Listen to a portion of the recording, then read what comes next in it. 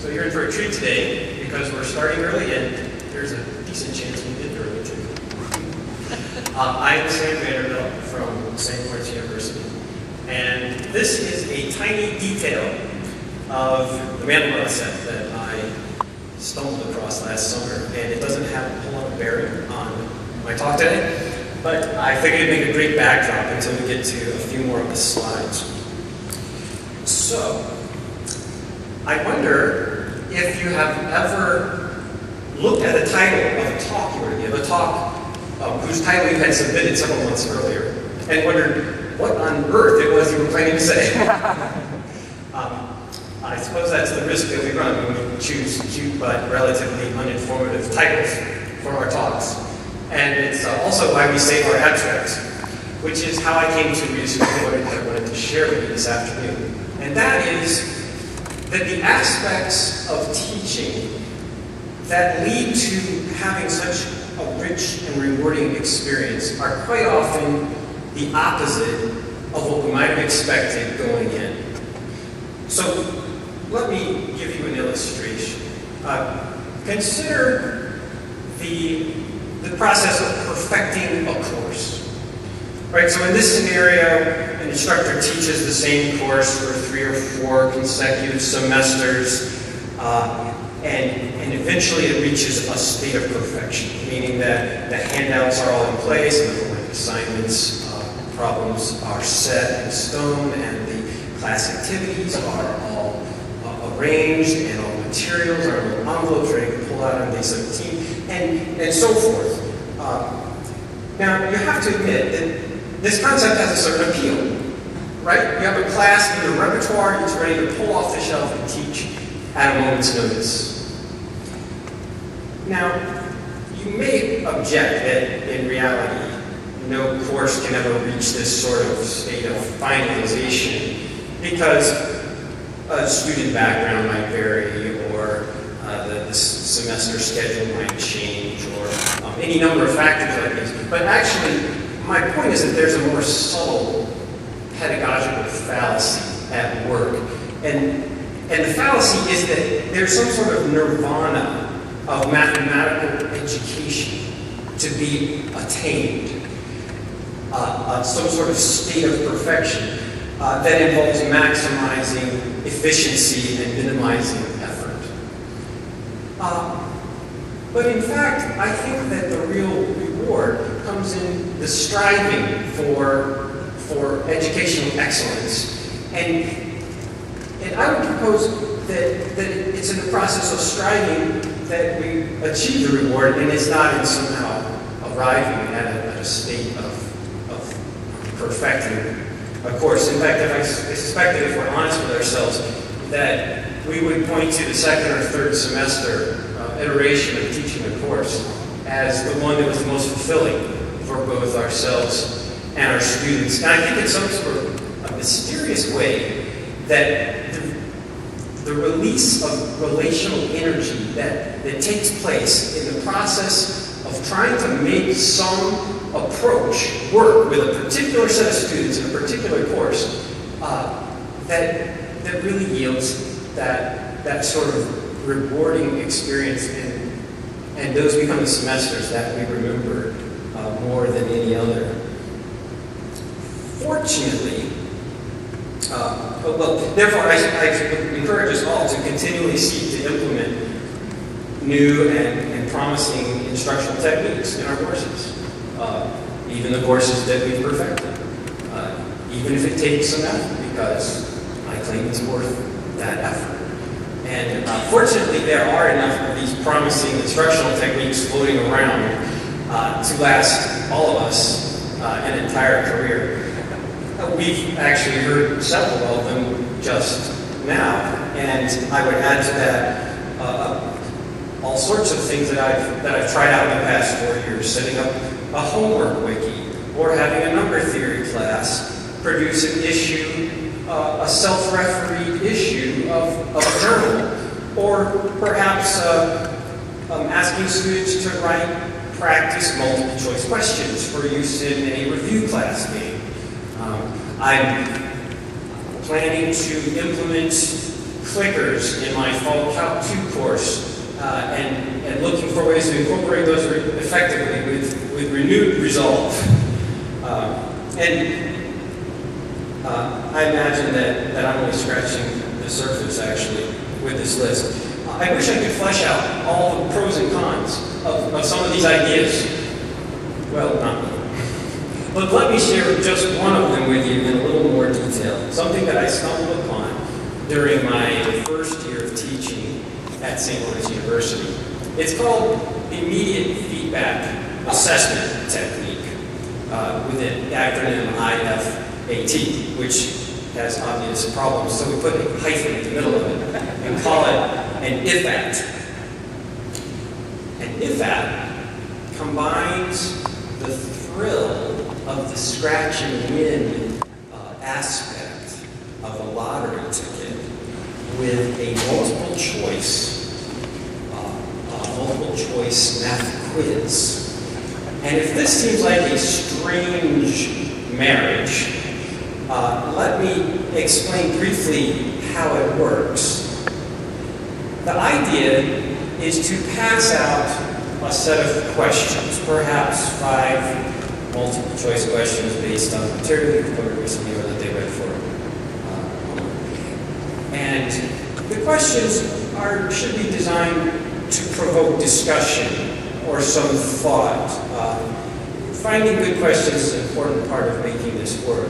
But after the students have had a few minutes to work on these individually, the idea is to collect them into predetermined groups of, I prefer 3, and have them discuss and debate the merits of the various answers.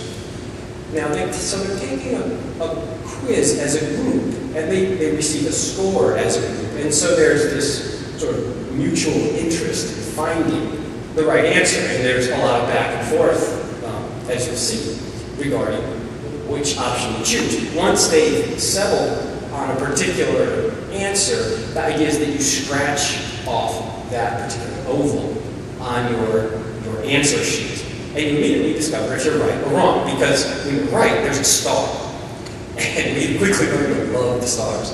And if there is no star, then it's back to the drawing board, because you're not off the hook until you've found the star. And so the debate continues over the remaining choices until finally all the stars are found. And then the students score their quizzes with the value of each question depending upon how many guesses it took to find that right answer. And I believe there's really no substitute for seeing this in action. So I'd like to show you a brief documentary of sorts that I put together. Will the sound come through?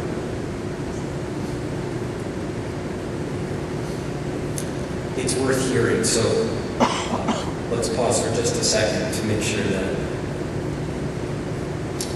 it's projected.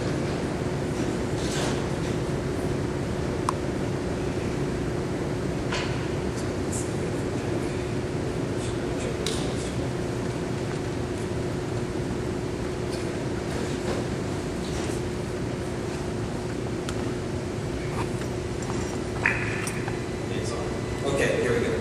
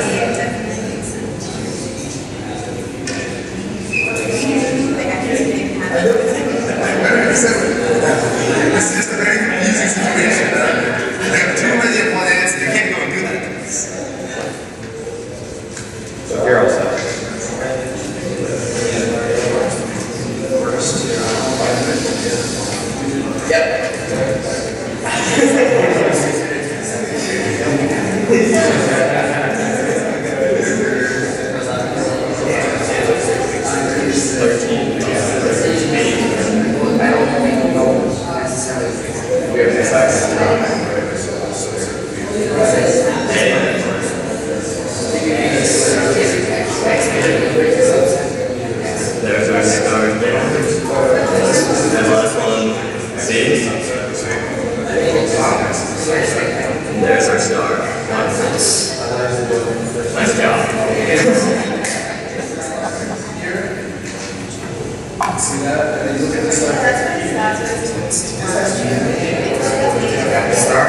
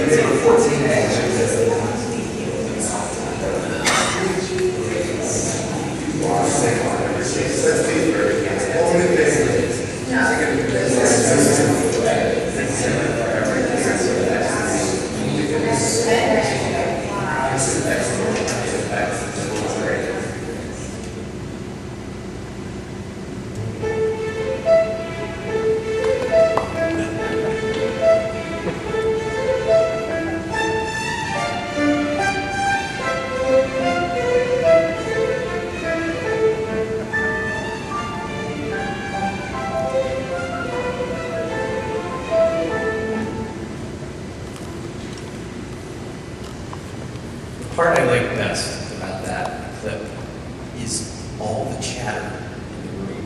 There are 30 students talking animatedly about mathematics with one another, and I never get tired of seeing that happen. There's a lot more to say about using these in a classroom. Perhaps for now I'll just point you in the right direction if you want to try to obtain some of these little scratching and slips. And if you just Google IFAT, the last time I tried it was the third hit. Let me briefly say a few words about a second sort of myth of teaching mathematics, and that has to do with the degree to which we expect our students to be able to answer all the questions that we give them. I certainly believe that it's important for students to have opportunity to succeed mathematically. There's no question. But I also believe it's equally important to give them the opportunity to wrestle with difficult, captivating, possibly insurmountable problems. Because in doing so, they catch a glimpse of the breadth and depth of this magnificent subject. And I like to do this through activities that I call mathematical outings. Hopefully, this picture has put us in the right frame of mind to go on a mathematical outing ourselves. I have something to share with you that actually I just stumbled across myself last week. I'm writing questions for a certain math contest, and it occurred to me to wonder if we choose a constant, a real number, say between 0 and 2, and then use that as a constant in a polynomial. Let's take something nasty like a quintic. And So given this constant c, we're looking for the real number x that is a solution to that polynomial equation. Each value of c yields a value of x, and I'm curious about, on average, what sorts of values of x turn up in this process. Well, certainly the left-hand side is an increasing function, and it doesn't take much thought to convince yourself that the output values for x are between 0 and 1. I'll let you think about whether on average those output values are closer to 0 or to 1. And then I'll challenge us, just like I challenge myself, to compute the exact expected value of this random variable x. I didn't know how to do this problem at first. In fact, it wasn't until a day or two later that I realized that there's a beautiful way of looking at this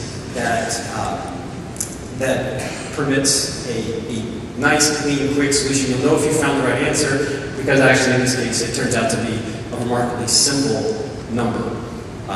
It's not a half, but it's remarkably simple. And the reason that I show you this is that perhaps in the process of explaining the problem, I've kindled a little desire in me to know what the answer is, to understand how to go about computing such a value. And of course, that's the point. I'm trying to illustrate the sort of response that I want to generate in my students. I want them to be attracted to mathematical questions, largely independent of their ability to completely solve them on their own. And in fact, I go so far to say that if we limit ourselves to only posing questions to our students that we can train them to reliably answer, then we rob this magnificent subject of some of its grandeur. And that we do our students a disservice by trying to tame mathematics in some sense. And so I like to occasionally take my students on mathematical outings. In case you're interested, I've actually included a collection of these in a book that I've recently finished for the transition proof course that we teach at St. Lawrence called Bridge to Higher Mathematics. I brought a couple of copies with me, and they're more in the exhibit hall at the Math Circles booth. And at MathFest, they're only $10. But let's move on. I've saved my final part of teaching mathematics for the last. Partly because it's the best, but mostly because it's the most difficult to really wholeheartedly embrace, I believe. And to illustrate this part, one of my advisors has graciously and unexpectedly allowed me to include her in this talk. Let me introduce you to her. This is Chris. Let me say at the outset that Chris is not a model student. And not if your definition of model includes phrases like meekly respectful or industriously studious. No, Chris is the sort of student that creates paperwork, say, by withdrawing from the university for 6 months in order to go on a Disney semester and then re-enroll, and after several phone calls later, Chris will waltz into your office to complain that she didn't like the way you taught the channel. And Chris will needle you by announcing that she found the problem of the week that you wrote to be surprisingly easy. Chris works in the president's office and is involved in too many campus groups and has family issues. And was loopy for a couple of weeks last semester because of medication for back pain. And likes to visit and chat in your office 10 minutes before your next under-prepared class. And would almost certainly object to some aspect of this description of herself. But here is the paradox of the truth. We need students like Chris in our courses. In order to have a rich, rewarding sort of experience, we need Chris. Students like Chris impel us to look honestly at our teaching. They drive us to greater heights, among other things. Chris will work harder than any of her classmates if I only give her a really compelling and motivating reason to do so. Chris taught me how to use the student registration system on campus one afternoon when I was advising her. Chris crafted a homemade birthday card for my 7-year-old son in his favorite colors this past April. Students like Chris make our jobs as teachers a little more difficult. But sometimes I think more difficult may be exactly what we need. Chris brought home a mug from Disney World that says, "You're my hero." Chris has left her mark on my teaching, and I'll never forget her. Thanks for listening.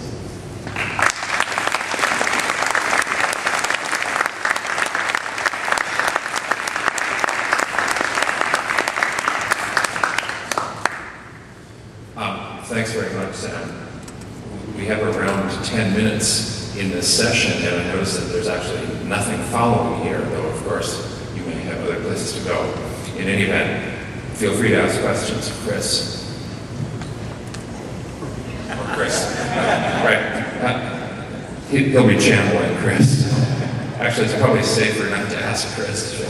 She might not answer respectfully. Of Sam, he will answer respectfully.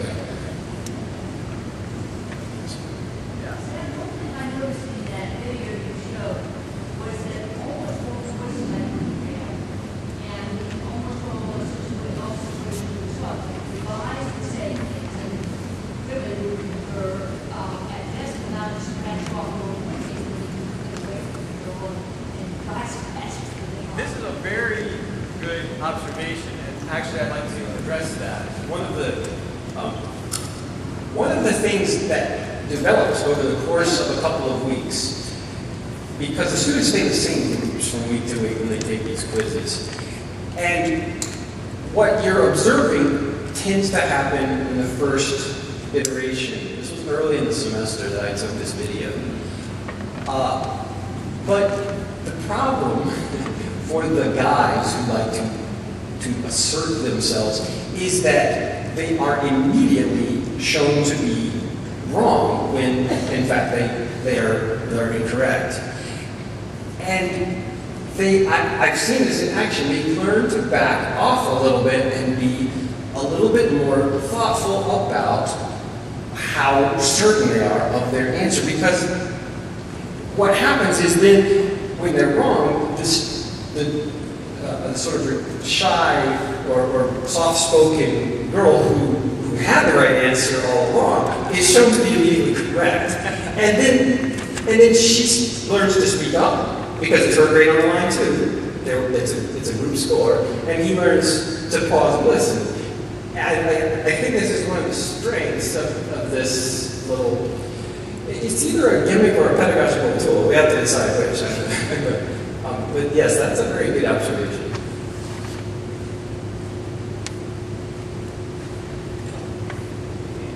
Yes.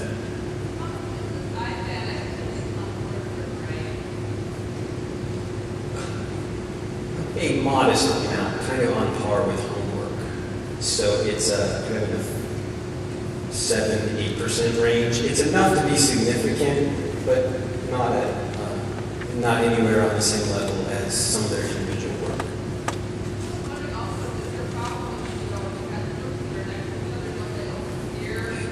That's also a little of a concern. That's the classroom that I'm in there is the largest one that in our building, and I always requested for this course.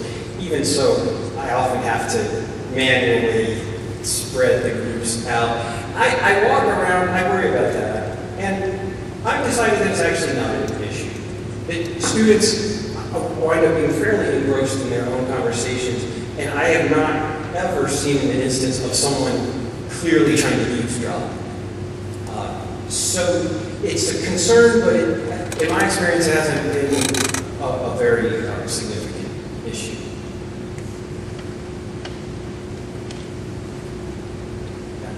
Do you have a good source for questions? That's kind of a sticking point for selling this. I write all my own questions. I've written thousands of math questions for all sorts of different things, and and trust at this point, sort of trust what I can create. And I tweak them. The other thing is I keep these questions confidential from one semester to the next. I always collect them after each quiz. And then I can adjust them a little bit if they're questions that didn't work very well. But I don't know offhand of a good source. I would expect that clicker questions, that there are often repositories of good clicker questions floating around, those would be readily adaptable, I would expect. Because they're multiple choice already, they tend to be the same sort of questions that invite discussion.